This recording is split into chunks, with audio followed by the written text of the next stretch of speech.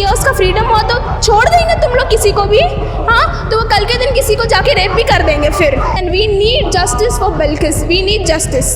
Rapist को छोड़ दिया गया है। इतने हम लोग बस 18 हैं, हम लोग सब वी आर जस्ट 18। उनको गार्लैंड से, मिठाई से उनका स्वागत किया है। It's such a shame, it's such a shame. हम लोग सब सेंट जोसेफ्स कॉलेज यूनिवर्सिटी से हैं। हम लोग सब सोशल वर्क कर रहे हैं। हम लोग का कोर्स सोशल वर्क है।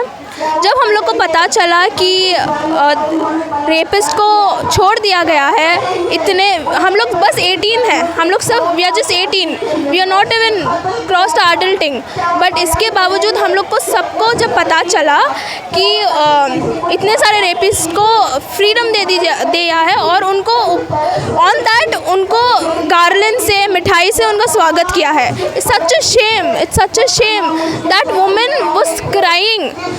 जस्ट इमेजिन द वे जब वो उसके ऊपर इतने लोग चढ़ के उसके ऊपर जो भी कर रहे थे।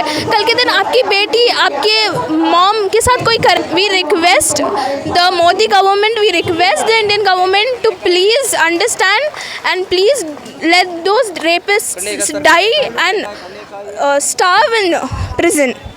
They don't deserve to live. They don't deserve to live. If this keeps on going on, तो कभी इंडिया आगे नहीं बढ़ेगा, कभी नहीं। So please look to it.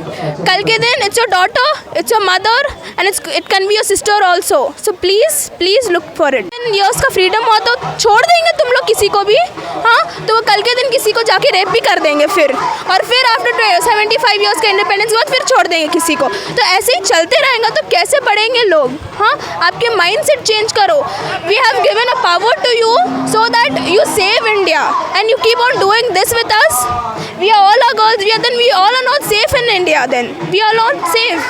Please understand. Put them inside the prison again. We need justice for Bilkis. We need justice.